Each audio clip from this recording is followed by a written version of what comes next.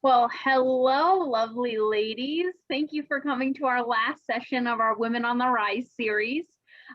Just a little bit, I do this every single time, so if you're new, you'll hear it for the first time. If you've been here several sessions, you'll hear it for like the fourth or fifth or maybe even the ninth time. But I'm Kayla Volker. I work for the Small Business Development Center at Big Sky Economic Development. I work with Raylynne, so we help businesses every day with ranging from business plans, financial projections, just general one-on-one counseling. So lots of good services that we have here. And the greatest thing about them is they're free. So we are always happy to help. We're here just to help your dreams come true. And then we get to work with amazing people like Karen Gross and do amazing trainings like this. So we are so happy to have brought this to the community, and we are just so excited to see if we can bring it back and maybe another time and continue on with our relationships we built with you guys during this time. So I'll throw it over to Karen, is the owner of Canvas Creek Team Building, and we get to work with her all the time, and it is probably the highlight of the things that we get to do. So I'm going to throw it over to Karen to kind of get us going. But again, thank you guys for joining us this whole entire series. You guys have just made it so wonderful and special, and we're just so happy to be a part of it. Yeah, thank you so much, Kayla. And I see that Laureen is on and available. Laureen, do you want to say something here in the beginning of the Well, talk? I just wanted to thank both of you. Kayla has just really taken a hold and done a great job as being a facilitator and helped line up all these speakers and with Karen. So I just wanted to say a big shout out to Kayla for doing a great job and Karen for doing this. These have been amazing, amazing sessions. So thanks so much.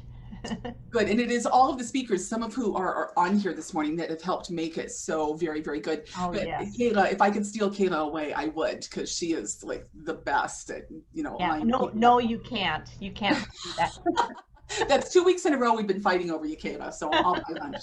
I'm so flattered. I don't know if you can see, my cheeks are blushing. So, Kayla, would you just do me a favor and maybe call Melinda? I sent an email yesterday. Would you mind doing that and seeing if she can jump on? Because her story is so good.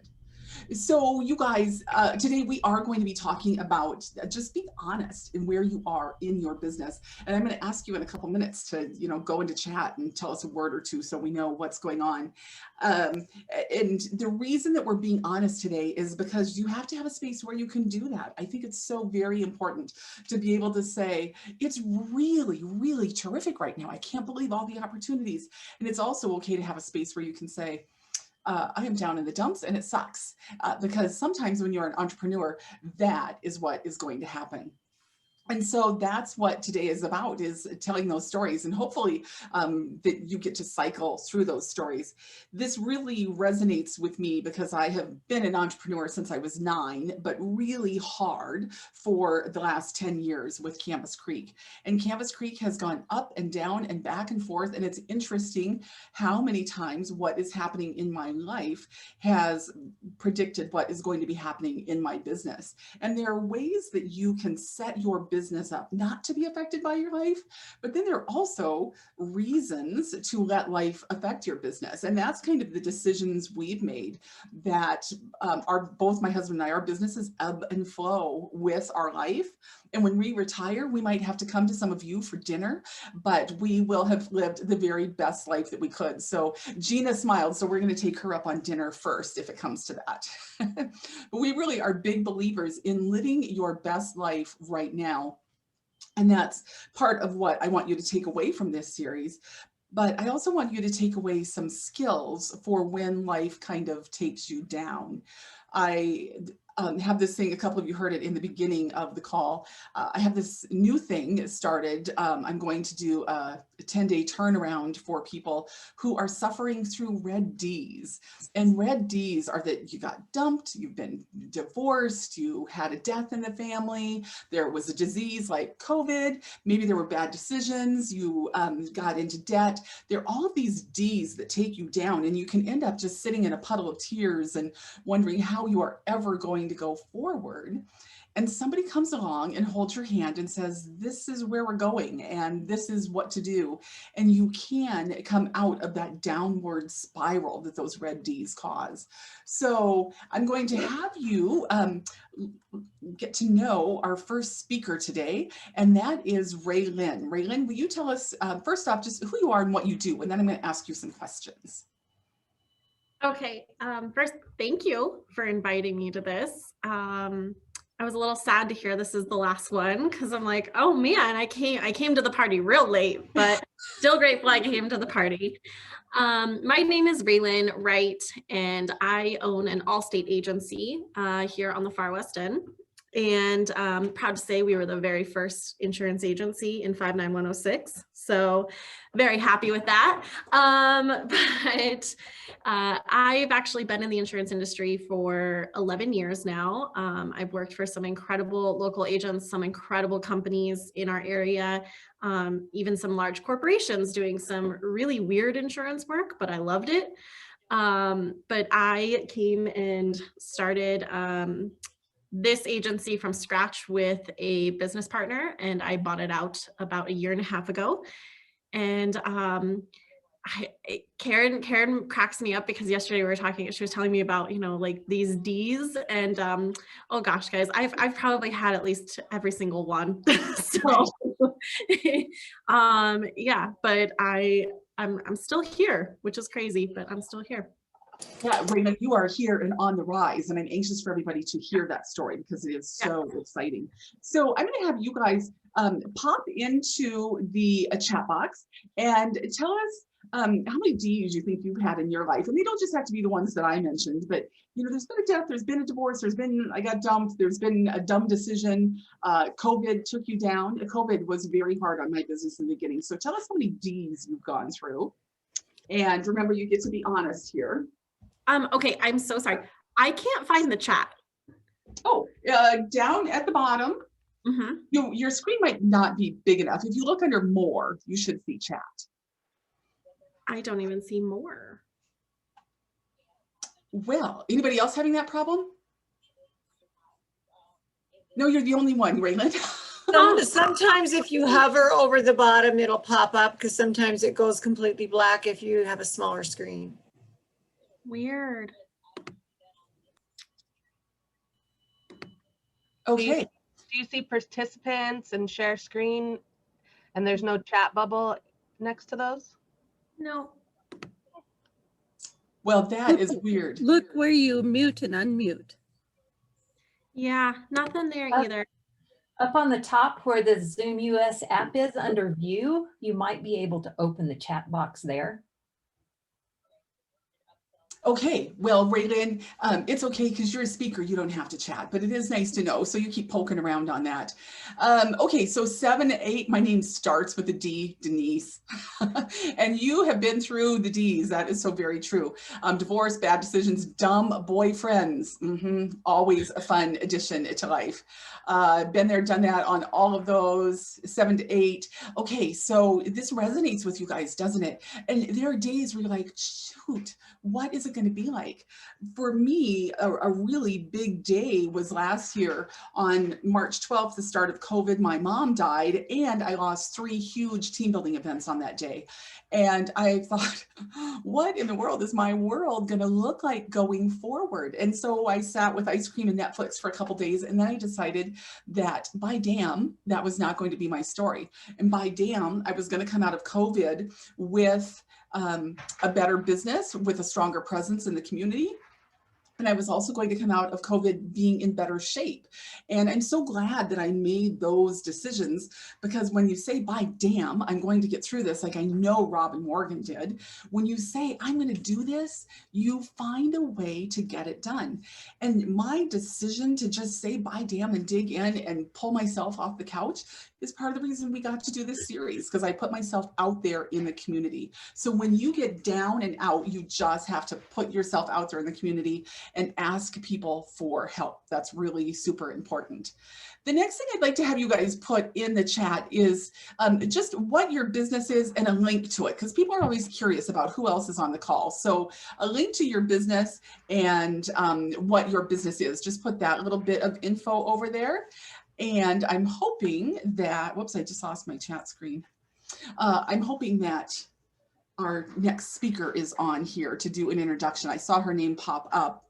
Now we'll wait for it just a moment. Okay, so It looks like it popped on and popped off. Lorraine's on the phone with her right now. She's having some difficulties, so. okay, it's okay. So here's my funny story. Last Friday, my internet would not work, and I called Spectrum. I'm like, my internet's not working, you dumb people, fix it. I didn't say that, but I was close.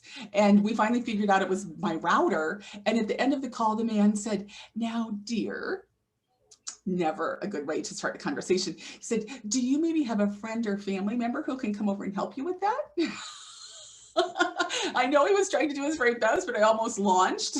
But this morning when I unplugged my curling iron 3 times when I was trying to unplug my blow dryer, I called my son-in-law and said, "I need a friend or family member to come help me." Sometimes we have to have that. Okay, Raylynne, I'm going to come back to you. And I want you to tell us your story. And go ahead and tell us as much of your story as you would like, because you have a story with some red D's. And, Yes. and then you have some hope. So tell us your story. Take your time and just talk to us a little bit. Okay. So I guess I could start right at the first D. So October of 2018, yes, October of 2018, I came to the business owner when I was the manager of this agency and told him I want to buy this out. Like we just didn't see eye to eye on a lot of things. I was our top producer. I was running the whole office. He was coming in maybe like, he also had his own, so it's no like fault of his, but he also had his own other thing going on. So he wasn't able to be in here all the time, which is why he had me in here. But I felt like I was ready to just go. And so that was October of 18. About a week after we made the decision and signed paperwork that I was going to start the 6 to 8 month program to become the owner of the agency, I found a massive lump on my throat. I had been sick with just the weirdest symptoms for about 6 or 7 years, and my doctors and family, I got to the point where they told me it was all in my head, it was stress, everything like that. And so after I found this lump on my throat, nobody still believed me. I went to the emergency room and I sat down in the emergency room and I put my foot down. I said, "I'm not leaving here till you tell me what this is." And lo and behold, about 4 days later, I had confirmed test results that I had stage 3 thyroid cancer that had spread into my lymph nodes. 5 days after that, I was under for surgery. I had my thyroid, 3 of my parathyroids removed. And then I began it was about an 8-month process of radiation treatments. And during that time, I actually finished my last 2 rounds of radiation after I opened the agency. So I did that the whole time I was purchasing this, which, by the way, it's really interesting to travel when your body is literally radioactive. You have to go through some special TSA hoops. So, and you have to prove to them that you are safe for flying. So that was really fun. I still carry that letter with me to this day. It's kind of a fun party trick. But that was just a small blip and I thought, oh my gosh, this has got to be the worst part of my life. And now everything's going to get better. And then about a year later, November of 19, my husband of 7 years came to me and said, "I don't want to be with you anymore. But I love how much money you make and I love how you provide for us. And so I want you to move into the basement and we'll see if we can work this out." So I moved into our basement because I was in just a fragile state at the time. It was very easy to convince me really of anything. My employees at the time, my old team knew that you could ask me for anything and I was just grateful to be here. So sure. And so I did get walked on a lot. Then a week before the entire shutdown, I said enough was enough, and I moved overnight into a condo. I'm very grateful for a realtor friend of mine who owns a couple of condos and was like, sure, this is yours, like have it. So I moved into a condo literally overnight. And at this time, we hadn't told anybody that we were going through a separation, that everything like that was happening. And so finally, about a month and a half later, I told my family, because I don't know, I've just been through the ringer enough that like I got to a point where I didn't care what they were going to say anyways, because I needed to do it for me. But my ex-husband didn't tell his family until May. The end of May, I met my now boyfriend. We were just really good friends at the time. And this man is a saint, because he's honestly walked by my side through some of the craziest things. But the reason that I tell you that little blip is because 2 weeks later, my ex-husband finally told his family that we were getting a divorce. We are the first of his family ever, first in the history of his family to ever get a divorce. Very first. His mother didn't take it well, and she made some big decisions, like paying off all of my business debt, and then passed away. She chose to end her life. 2 weeks after my husband told her that my ex-husband now, I'm still used to saying that, but my ex-husband told her that we were getting a divorce. She went and paid off most of our debt and ended her life. I spiraled downhill really, really fast. I'm still shocked and surprised that my business is standing through COVID, my mother-in-law passing, getting a divorce, moving overnight. I had just finished all of my radiation treatment and finished all my cancer treatment. So it was just a lot all at once. And so yeah, I wasn't lying when I said I've had a few of the D's. But I basically spent months on my couch. And Raylynne, you're old too. You should tell us how old you are to have gone through all these things. I am 29. So this all started when I was 26. So it was 2.5, almost 3 years of all of this. I guess I was 27. I just turned 27 when I got sick. Yes. So yeah, but yeah, I don't feel like I'm 29. I feel like the last 2 years have aged me a good couple of decades, to be honest. So Raylynne, you're telling us that you were sitting on the couch. Tell us about that and what that did to your business. My employees really put in. What actually happened was, and I was shocked by this, my employees gave me more. I got to this really bad depression. I'd come into the office for 2 hours and then I'd run and I'd leave. And then I'd come in another 2 hours and I'd just run and leave. And I couldn't handle between the calls from lawyers and bankers and, the hospital and the doctor's appointments and becoming a single mom of 2 kids. Like, it was just way too much for me, and trying to run this place on top of all of that. And so I kind of retreated to my couch. I am not proud to say that I had never seen Grey's Anatomy before in my life, and I'm caught up now, fully caught up. So that's a feat all in itself. But I stayed on the couch. My team gave more and more and more and more, and slowly but surely, all but 2 of them, which I had 6 employees at the time, burnt out. And now all but 2 of them are left. And the 2 guys that are still here are actually military veterans. And I think that's honestly why they're still here, because they just have that resilience already. But yeah, my team gave me so much, and we won massive awards, and we did great. And I didn't do any of it, to be honest with you. And I was really ashamed about that. I was really sad about that. So this year I ended up not winning any awards. So next year though, Karen calls it, we're getting that diamond again. So yeah, but no, they gave me so much that they just burned out. They burned out and they couldn't handle it, and it was too much for them. And honestly, reflecting back on it, I don't blame them. I had one employee who actually left just a few months ago, and she ran my business last year for me.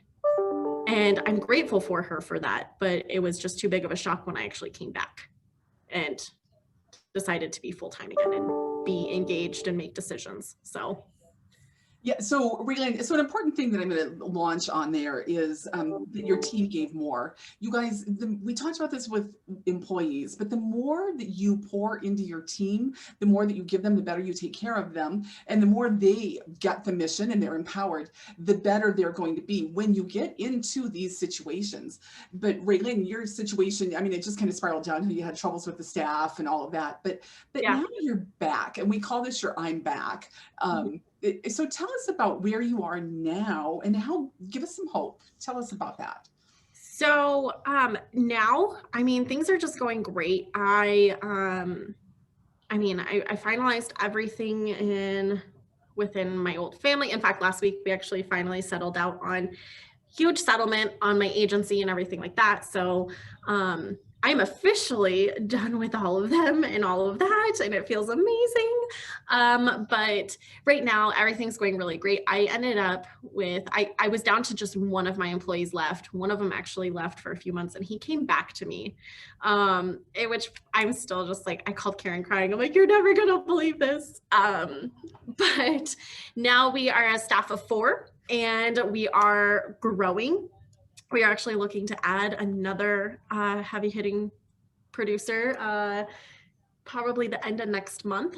And by next month, I'm going to say end of May, actually, sorry. In my mind, it's the last day of the month. So in insurance world, this is the first day of the next month. So end of May, we're looking to add another person.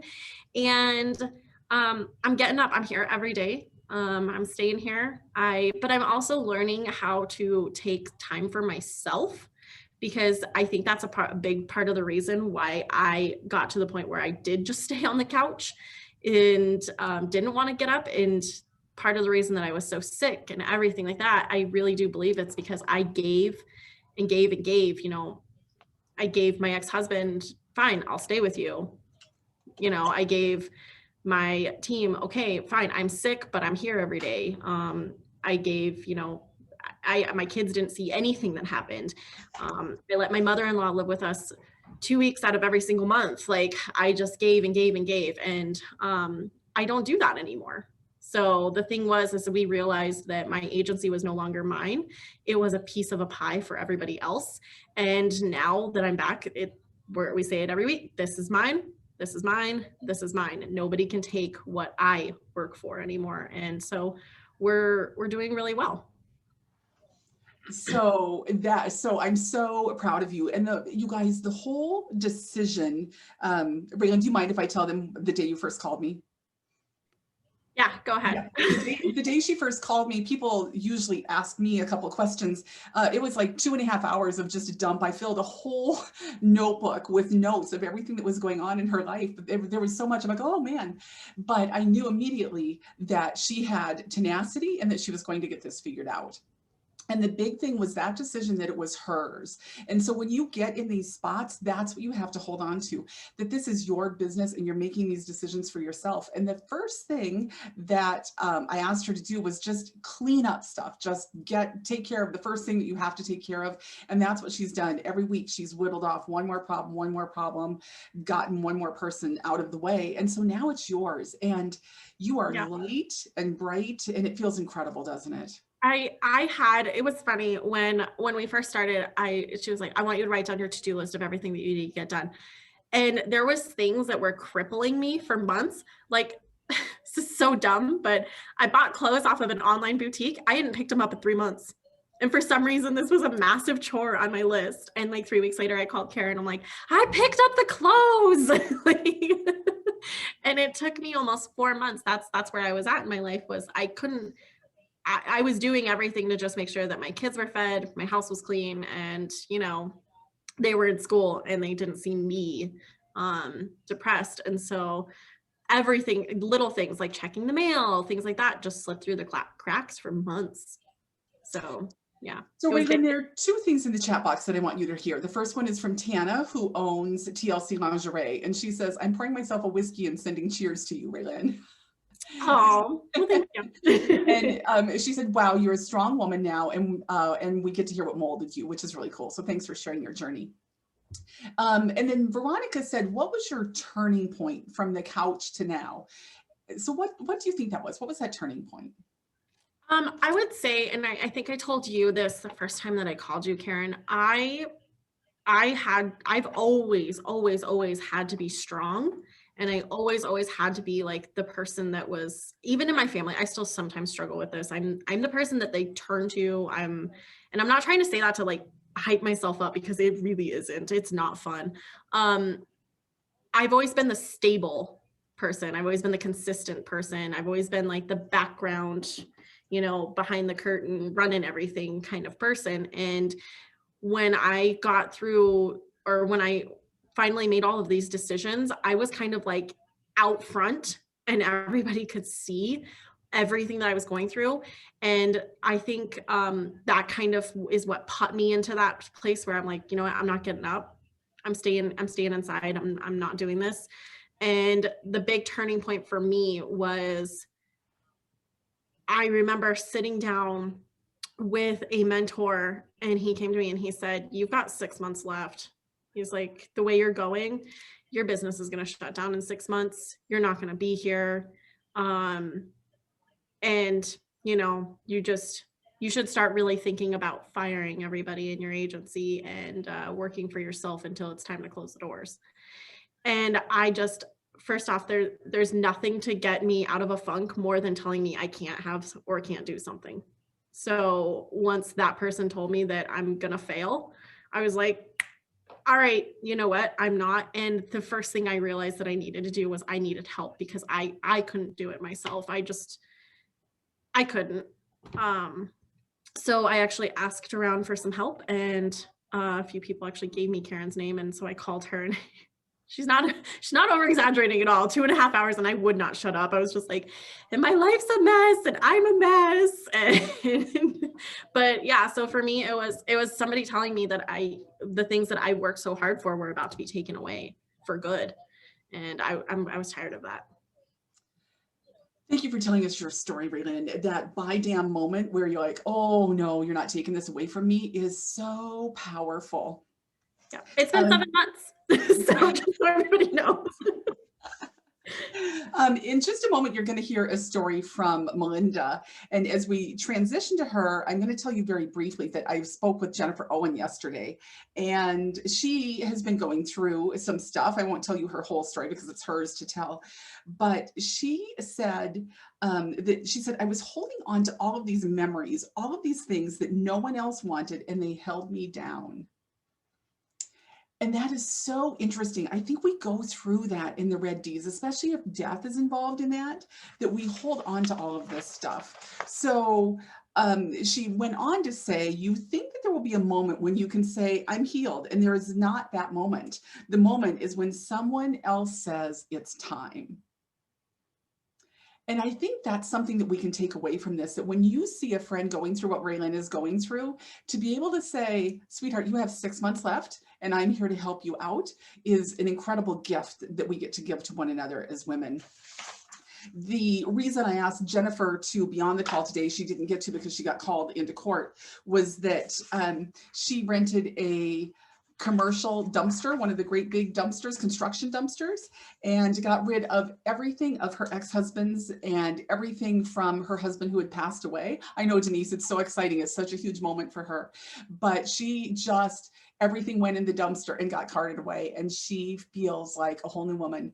Absolutely incredible. And it takes a while to get to that moment, but we knew that she had to reclaim her house, and she's now reclaimed her house and reclaimed her life. And that is that moment that you need to look for yourself, and you need to help other people get there.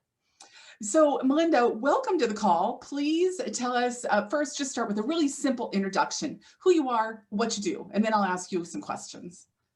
Hi, Karen. You know, I didn't even know I was going to be here until like 5 minutes ago. So I missed the email yesterday. And so I apologize for maybe not being better prepared. I was the co-owner of Asphalt Plus Inc. And so we're a civil construction company. And my husband, who I met when I was 14, he was 16. We dated for 6 years. We're married for 34. Wanted to start his own civil construction company.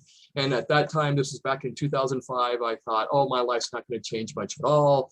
And I was very, very naive. At that time, I was tutoring math out at Shepherd School. My kids were out at Shepherd. I graduated Shepherd. My husband graduated Shepherd. My middle daughter and her husband, who were high school sweethearts, graduated from Shepherd. My youngest son and his wife were high school sweethearts. They graduated from Shepherd. So, you know, it's kind of sappy. But I just thought my life wasn't going to change much at all. Well, it basically started with my husband and I. And he had already had like 32 years of civil construction experience. I had 0. And so we pave. We have a paver. And so our first equipment was a Blawnox paver, rubber tire paver, a small roller, and an old 763 skid steer. And I thought, you know, with Mike, we can do whatever we have to. We can do this. So I started on the screed, which is the back of the paver, and I have no eye for the screed. I cannot see what they see. And we did 2 jobs with me on the back of on the screed. And then I thought, you know, I am absolutely no help down here. So our first job alone was on a Friday. And then that night I said, Mike, why don't I just drive the paver and you get on the screed? And so that Saturday we went out there and I had learning how to drive a paver 101 class. And then on Monday morning, I was up top on the paver and I've been there since 2005. And so, holy cow, just stop there for just a second. We just have to give you props for learning this stuff. Holy cow, put it in chat, you guys. How many of you were like, whoa? And the first whoa is, what are they looking for on the scree? Is that what you call it? What are they looking for back there that you couldn't well, see? you know, your main goal with paving, that's kind of like the roller, like if you're rolling out dough, you've got to roll that asphalt, but you don't want to have ponds, you know, you can't have dips. And even though I can look at a paved parking lot and say, well, yes, I can see that flow line and I can see that flow line. But when I look at gravel, I don't see it. And usually you're paving over gravel. And it's so so in my thoughts, this is what Mike said. This is what my husband said. All you got to do is drive straight. And it's such bullshit, because it's like, if you run out of mix in the augers, if you if your truck pulls away from you in the front, all kinds of things. And unfortunately our paver, we still have it, but we now have a track paver. So that rubber tire paver would get stuck a lot because it's got these huge tires and there's calcium in it, and we'd get stuck all the time. Well, if we get stuck, it's my fault. It's my fault. It doesn't matter what conditions we're under, it's my fault. And so, I know there was times when I was up there and all I wanted to do was cry. And I thought, there is no way that I'm going to have that truck driver see me cry or my crew see me cry. I'm just going to buck it up. And so, and then what happened back then though is I had truck drivers actually call me the C word. And they don't know, they have to know, but I can see them in their rearview mirror because they have to watch me the whole time because I give them hand signals, if I wanted to lift their box or whatever, and I would see them literally call me names. And I truly think at the beginning, they really wanted me to fail. Not my husband, and we're a family-owned company. So I've got my oldest daughter that works with us, my youngest son, and then my middle daughter doesn't like outdoor work, doesn't like it. And so they all 3 have degrees. I had to hold a gun to my youngest son's head to go to get to college. And he did go to COT back when it was COT. And he goes into carpentry construction. And okay, it doesn't matter. You have a piece of paper that says you have a degree. And his professor called my husband one day and says, Mike, why is Tyler in this class? You know more about this than I do. But anyway, he's got that little piece of paper. So they work for us because they want to, not because they have to. And So anyway, because of the time that I was abused by these truck drivers, and they would purposely let off their brakes with their boxes up, and they'd dump in front of me. So, and if anybody dumps in front of you, it's my fault. And because I have to lower them down, pull them away, the skid steer's got to come in, they've got to clean it all up. We're down for like 20 minutes. And meanwhile, that mix is getting cold in those trucks. And so whatever they did to make my life miserable, it made my life miserable because I had to take the blame for it.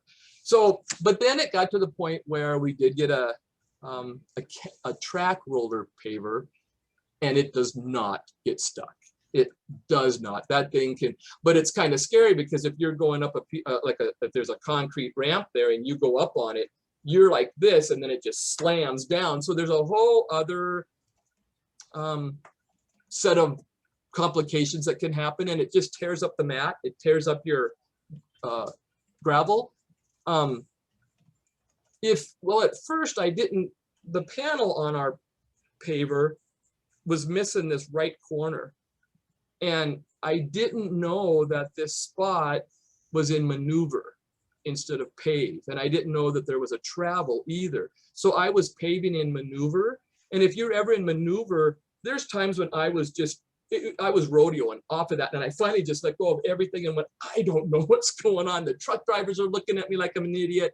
And then I don't know if I Googled it or somebody did it. It's like, oh my God, there's a pave here.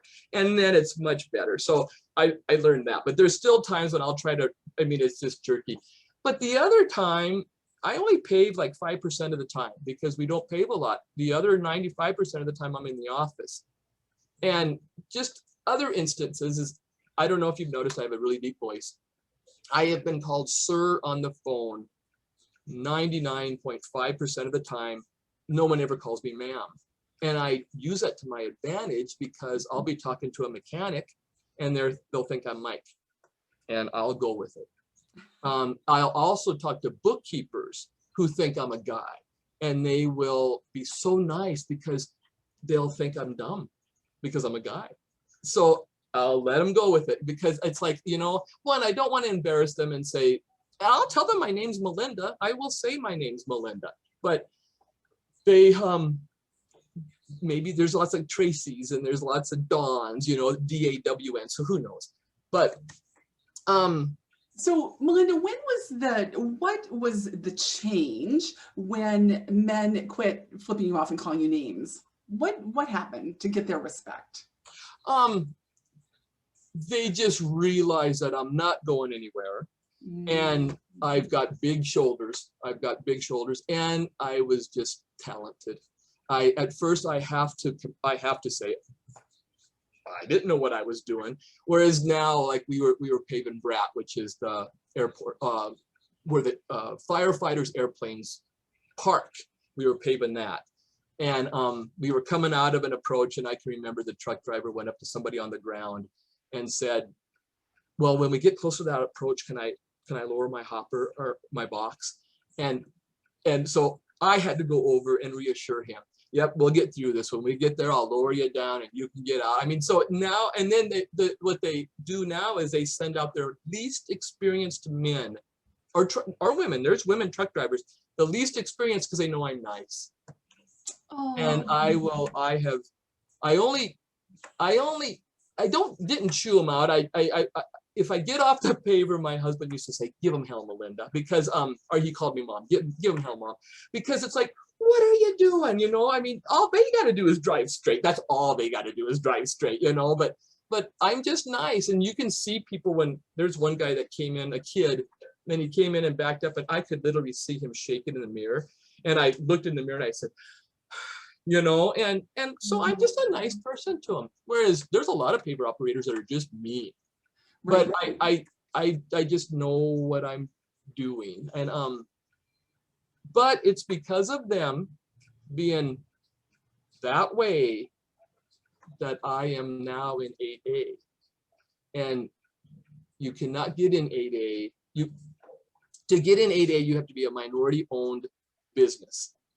And since I'm a woman in a predominantly men's business, I'm a minority. But unfortunately, because I am white, it took 3 years to get into this program. And the information that I had to send to them, all my supporting documentation and everything was, well, I had to put it in a box, just the sheets of paper. We numbered over 1,000. You had to number them. You had to number both stacks so if they called you. And so it had to go to San Francisco to their government, and then it went to Washington, D.C. to 2 different branches. And I was denied the first time and denied the second time. And then I had to wait 2 years to do it again. And I have to tell you, and this is, and I had to write a social narrative and an economic narrative. And my social narrative, I literally told them, we were paving in Crow. We had to get our permits. The Taro office waited until we had trucks pull in. Now these guys had already trucked from Billings. They came out and said, you need your permits. I got off the paver to go pay for the permits, and that Taro officer, which was a man, said, I don't want to talk to you. I want to talk to Mike. And you shouldn't even be on that paper. You should be at home taking care of your household or in an office doing paperwork. He wouldn't even talk. He wouldn't take my money. He wouldn't talk to me. But it's because of people like that that I finally got into 8A, because I had this narrative. So thank you for telling us what 8A is. And I know you're going to tell us some more of the story here in just a moment. When you first said you got into 8A, I thought you said AA because they drove you to drinking. Well, no, that's a whole different story. But no, it's the number 8, and then in parentheses a little a. And what it is that's the section in the FAR, which is the federal something regulations. It's just that section that says, hey, you can qualify for this if you do it right. But I tell you, the only reason I actually got into it, I wrote a narrative. I had told them this 2 years prior. My husband would not write a narrative. He would not write a narrative, and I didn't know why. So, okay, I was denied twice. Then 2 years later, it was down to the wire. So I had asked my employees to write a narrative. And I says, Mike, if you don't write this narrative, if it's not on my desk by tomorrow, I've got to send it out. I probably will not, I'll be denied. And he wrote it, and I read it. And I know that if I had read that narrative 5 years prior, it would have crushed me. It would have literally crushed me. And that's why he didn't write it. And because he told me everything that he had seen about how I was treated, that I didn't even see. And voila, we got into 8A because a man wrote a narrative. And I hate to say that, I hate to say it, but it's like really, it makes me wonder, is it because Mike wrote that narrative? And it just pisses me off, but okay, fine.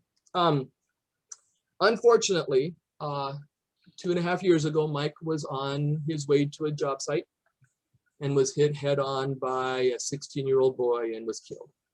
And the 16-year-old boy died. And everything changed. Everything changed.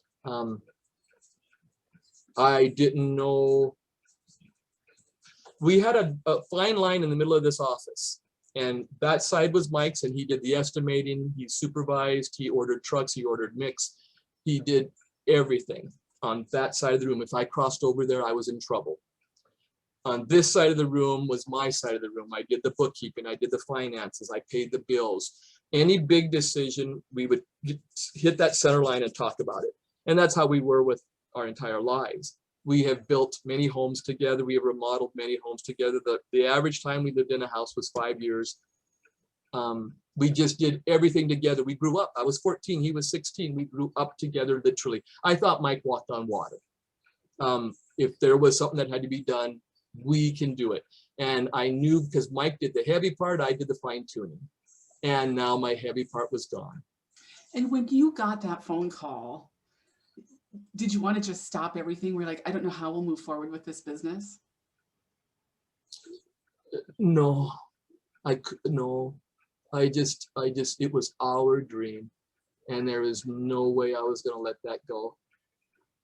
Yeah, there was just, it never crossed my mind. What crossed my mind was, I feel so bad for Mike, because when he died, it was October 25th of 18. It was the first going into winter, because we know we're seasonal. It was the first time going into winter that he had his whole next year bidded and awarded. So he could have spent the whole winter doing nothing because we had every single contract already signed and waiting. He had just bought a side-by-side. He had been waiting for a side-by-side for years and years and years. He had never had a chance to get it on the mountain. We had gotten a nice camper trailer 2 years prior that the winter before, him and Tyler gutted the inside and just really fine-tuned it. The summer just before he died, they had taken magic erasers even to the outside, pulled every cover off, sealed it all. He put new really cool mountain scenery signs on it. He had bought a brand new pair of boots, and Mike never bought anything on sale ever. And he bought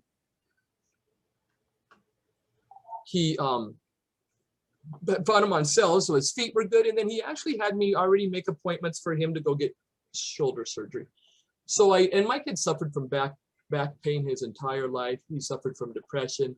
He struggled. He struggled with life, and the thought that he wanted to go have surgery. And so I didn't know what, thank God I had Tiffany and Tyler, because they had worked with us since 2005. Tyler was 14, I think, when we started the business, and Tiffy was 18. So Tiffy stepped into the estimating position and the supervising position. She was in the field for years and years and years. And then she had moved into the office about 4 years prior to Mike's death, thank God. And she moved in just to help me because I couldn't keep up with it all. But then she kind of crossed over and helped Mike with his estimating a little bit. So she was familiar with that. Never has had any formal estimating training. I try to reach out and get her whatever I can, but she's a millennial. But no, we don't need to talk on the phone. We can do this text messaging. And so we butt heads a little bit, but Tyler stepped up in the field, and then we hired his buddy from, they've known each other since like 3rd grade. And so he's been with us for 3 years. And then I have one gal that used to work in here with me. And this was sad too, because her husband moved to Arizona. So she said she has to move to Arizona. I says, fine, you can move to Arizona, but you're still going to work for me. So every day she Skypes in and she remotely ties in, and I see her little face, just like I'm seeing your guys' faces every day. The only difference is she can't physically touch a piece of paper. So I scan everything in, and it works really well. Now I just learned though that I've got to pay Arizona taxes and Montana taxes and workman's comp and all of that. But there's times when we have gotten to the point where, like, Tiffy had a breakdown the other day, and she says, I just want to close our doors. I want to close API. We can't do this anymore.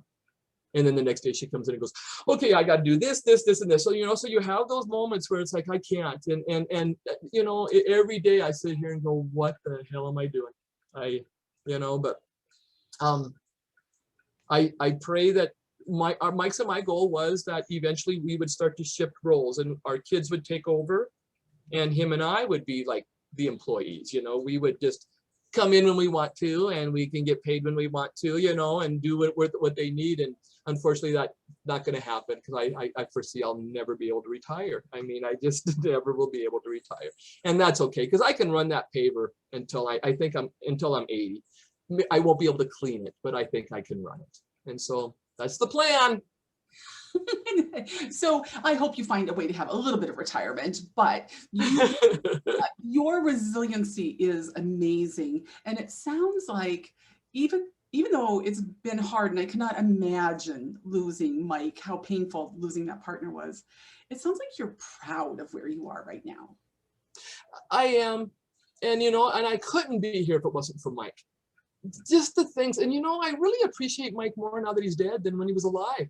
And even though I appreciated him a lot, but he was a smart guy and he was humble. I never realized how humble he was until I start to have to do something that he was doing, and I have to pick it up and run with it. And it's like, holy smokes. And he never really said that this was tough, or that I'm so tired. He just never said that. He just did it. And I can remember there's times when he would be doing something and I don't know, just be finished almost, and then something would break. And I can remember he'd look down, and I'd swear he'd scuff his boot and look down, and then turn around and walk off to go get the part to fix it, And so that things like that stick in my head, that if he can do it, and this was his dream, we're gonna go, we're gonna keep going, but it's just so much harder without it. It's not as fun. It's not. I mean, when we pave, nobody can hear anything. I have earmuffs on. They're supposed to have earplugs, but they don't. And we honk horns for when we're gonna stop the augers, and we're gonna honk again when we're gonna stop the paver. And it's like 4 people working in rhythm together. But with Mike out there, I would always look, and his hair would always look like Einstein's. It was always messy, and he always had a cigarette in his hand or his mouth. And it's weird to look back and not see him. And so it's just not as fun. I'm sorry that it's not as fun. Thank you for telling us your story. I'm going to ask you guys, we just have a couple of minutes left in such an important series and such an important conversation, but does anybody have a question or a comment you'd like to make at this moment? And we're a small enough group today, you can just jump off, mute, and what do you want to say to these women?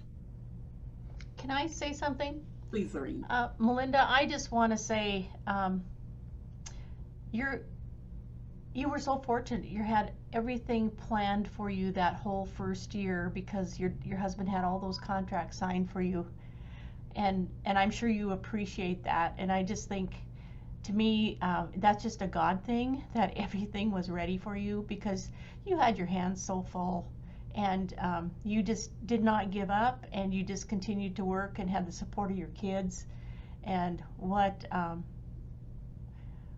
story.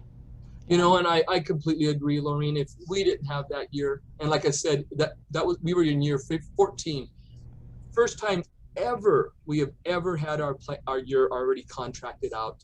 If we hadn't had that, I don't know what we would have done, because Tiffany didn't know estimating at all. I don't know what we would have done. And I did try to hire at 2 different times 2 different supervisors that had estimating ability. They wanted $300,000 a year as a wage. One did, and I thought there's just no way. And so I found the one guy. Oh, he just loves working for a small company. Because I asked him, why aren't you working for like Knife River or First Mark? Why don't you go somewhere big? Hard drives. Oh, I just want to work for a small business. He lasted a week before he told me that his kids want to move back to Kentucky. Okay, fine. Second guy asked him the same questions. Why do you want to work for us? Oh, I just want to help you guys because I realized Mike died. He lasted 3 days. And all he really wanted to do was to move his trucking business from Bozeman to here, and he wanted to use me as a leverage. He thought I'd be using his trucks more so. So it's like, it's like I could just slap him, but so then Tiffany said, we're not going to do that, Mom. We're not going to rely upon anybody else but ourselves. And she stepped up. And it's true, even though she had that one moment in 2.5 years that she said she wants to close the doors.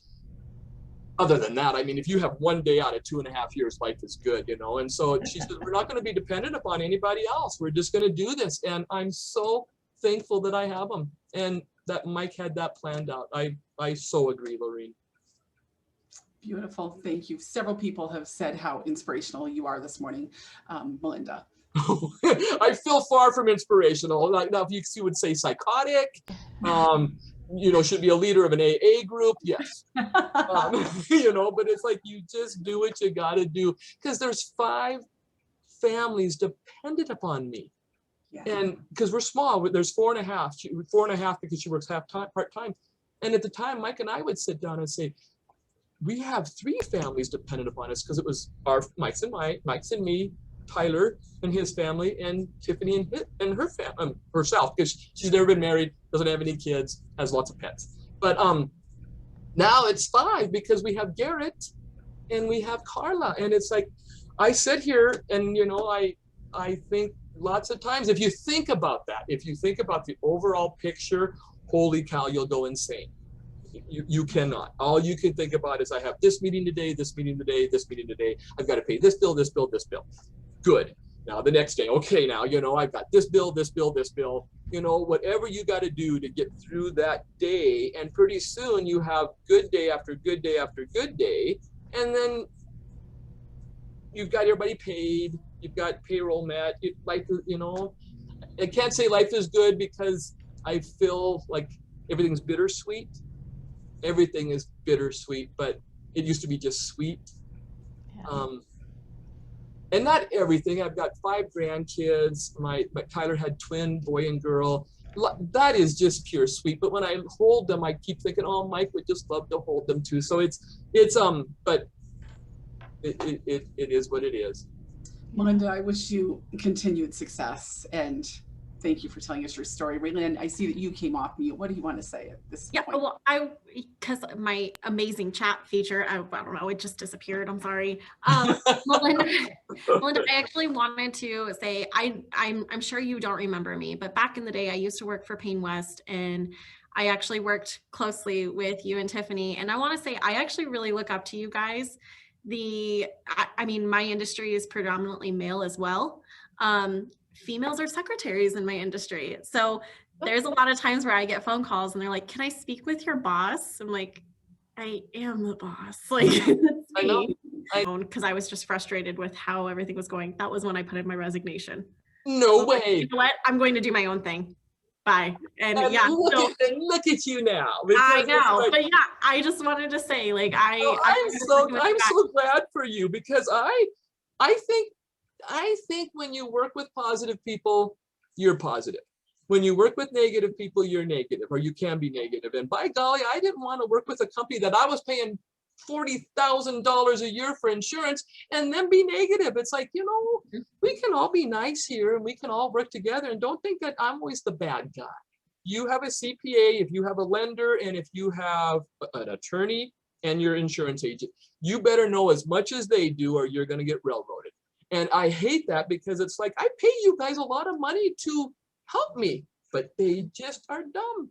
I mean, okay, you guys, that is important information to write down. Let's be honest. No, honestly, I do agree, Melinda. I really do. And I didn't mean that.